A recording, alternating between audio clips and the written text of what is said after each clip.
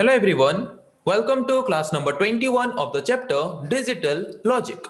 तो आज हम पढ़ेंगे और एक तरह के टॉपिक के बारे में। आज का हमारा टॉपिक है conversion from non canonical form of Boolean expression to canonical form of Boolean expression.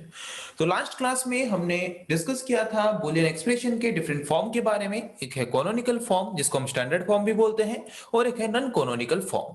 तो ये भी हमने पढ़ा था कि बुलियन अलजेब्रा में हम जो बुलियन एक्सप्रेशंस यूज करते हैं वो कोनोनिकल फॉर्म में होना जरूरी है। तो अगर कोई बुलियन एक्सप्रेशन हमारा नॉन कोनोनिकल फॉर्म में है तो उसको कोनोनिकल फॉर्म में हम कैसे कन्वर्ट कर सकते हैं, आज हम डिस्कस करेंगे उसके बारे में और प्रैक्टिस करेंगे कुछ एग्जांपल्स। ओके, सो यहाँ पे हमने लिया है एक क्वेश्चन। तो क्वेश्चन क्या है? Find out the canonical form और standard form of this particular function. Okay, तो ये जो फंक्शन है, इस फंक्शन के अंदर जो बुलियन एक्सप्रेशन है, इस एक्सप्रेशन को हमें कोनोनिकल फॉर्म या फिर स्टैंडर्ड फॉर्म में रिप्रेजेंट करना है। तो देखते हैं कि कैसे एक non canonical form of Boolean expression को canonical form of Boolean expression में रिप्रेजेंट कर सकते हैं। ओके, तो canonical form of Boolean expression हम किसको बोलते हैं?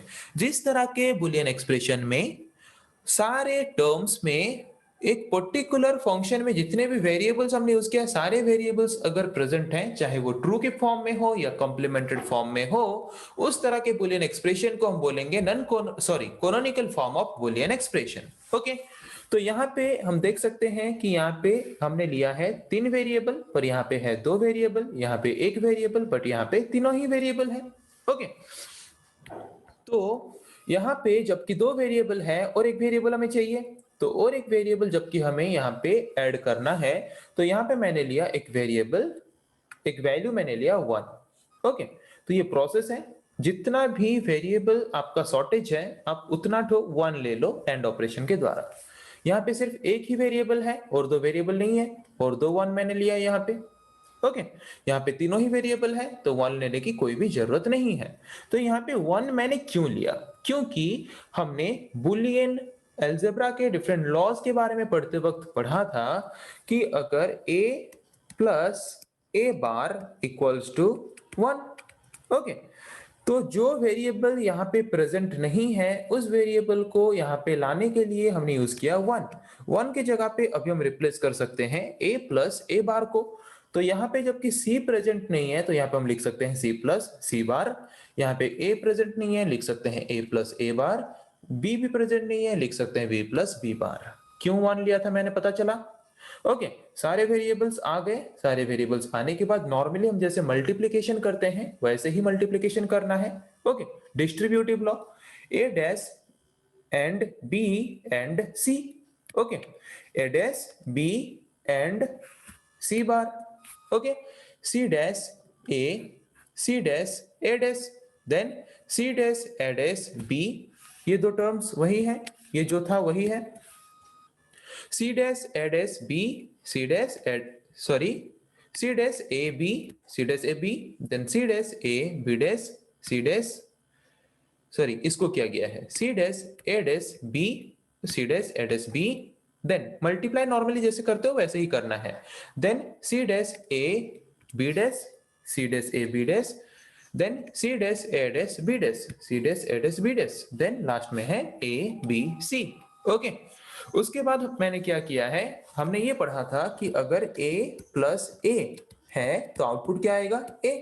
तो अगर 2 बार a है तो उसको अगर हम और ऑपरेशन परफॉर्म करेंगे तो a आएगा। तो यहाँ पे ये और ऑपरेशंस हैं। तो यहाँ पे आप देख सकते हो रिपीट क्या हुआ है, ये वाला a dash b c dash, a dash b c dash 2 बार है। तो 2 बार अगर हम और ऑपरेशन परफॉर्म करेंगे तो रिजल्ट क्या आएगा, 1 बार ही आएगा। तो मैंने यहाँ पे सिर्फ लिखा 1 बार, और 1 बार जो था उसको मैंने रिप्लेस कर लिया या फिर रिमूव कर लिया, और बाकी कोई भी रिपीट नहीं है, बाकी जैसे था वैसे है। अभी आप यहाँ पे जो बुलियन एक्सप्रेशन देख रहे हो, इस पर्टिकुलर बुलियन एक्सप्रेशन में आप देख सकते हो हर एक टर्म में सारे के सारे वेरिएबल्स हैं। ओके, सारे के सारे वेरिएबल्स हैं, चाहे वो ट्रू के फॉर्म में हो या फिर कॉम्प्लीमेंटेड फॉर्म में हो। तो अभी इस एक्सप्रेशन को हम बोल सकते हैं canonical form of Boolean expression, जो कि पहले नॉन कोनोनिकल फॉर्म में था। तो ये किस फॉर्म में है, पीओएस या फिर एसओपी, किस फॉर्म में है, सम ऑफ प्रोडक्ट या फिर product of sum. Sum of product SOP के फॉर्म है, sum of product, these are the products. Okay, and this is the sum of product. Okay, this is in the form of SOP, and this canonical form of expression is represented in the form of SOP, sum of product. तो अभी देखते हैं और एक question जहां पे हमें provide किया गया है एक non canonical form of Boolean expression, जिसको हमें कन्वर्ट करना है कोनोनिकल फॉर्म में या फिर स्टैंडर्ड फॉर्म में उस पर्टिकुलर बूलियन एक्सप्रेशन को। ओके, तो इक्वेशन क्या दिया गया है? This is the equation, this is the expression. इस एक्सप्रेशन को हमें कोनोनिकल फॉर्म में कन्वर्ट करना है। तो कैसे करेंगे? नॉर्मली हमने जैसे किया था, यहाँ पे कितना वेरिएबल है? 3, पर इस पर्टिकुलर टर्म में कितना वेरिएबल है? 1, और कितना वेरिएबल हमें चाहिए? 2, तो 2 बार लेंगे 1। यहाँ पे 2 वेरिएबल है, पर यहाँ पे कितना वेरिएबल है? 3, हमें और एक वेरिएबल चाहिए, तो यहाँ पे हम लेंगे 1 ओके, तो 1 हम क्यों लेते हैं? जो टर्म नहीं है उसको और उसका कॉम्प्लीमेंट का और वाला ऑपरेशन वहां पे ऐड करने के लिए। ओके, तो यहाँ पे मैंने उसके जगह पे 1 की जगह पे लिखा y प्लस वाई डैश, फिर 1 की जगह पे लिखा z प्लस जेड डैश। यहाँ पे x नहीं है तो 1 की जगह पे लिखा x प्लस एक्स डैश।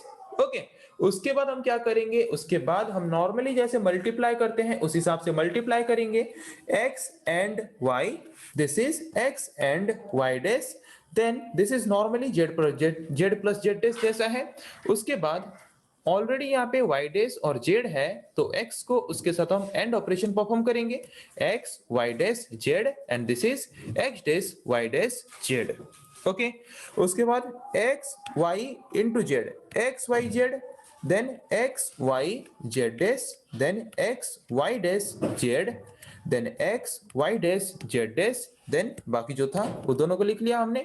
यहाँ पे आप देख सकते हो कौन सा टर्म रिपीट हुआ है, यहाँ पे कौन सा टर्म रिपीट हुआ है अगर चेक करें तो ये वाला टर्म देख सकते हो x y dash z, x y dash z, मतलब a plus a equals to a।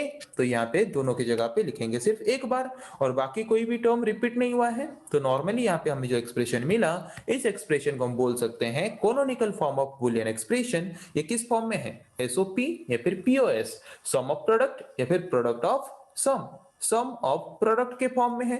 और यहाँ पे देख सकते हो इस पर्टिकुलर एक्सप्रेशन में सारे टर्म्स में क्या है? सारे वेरिएबल्स प्रेजेंट हैं यहाँ पे, जो भी वेरिएबल्स हैं। ओके, तो इसीलिए इस तरह के एक्सप्रेशन को हम बोल सकते हैं canonical form of Boolean expression, जो कि पहले नॉन कोनोनिकल फॉर्म में था। तो पता चला कि कैसे हम एक non canonical form of Boolean expression को कोनोनिकल फॉर्म में कन्वर्ट कर सकते हैं। ओके, जिसके बारे में आज के क्लास में हमने डिस्कस किया। सो नेक्स्ट क्लास में हम डिस्कस करेंगे ऐसे और कुछ टॉपिक्स के बारे में। आज के लिए इतना ही। Thank you.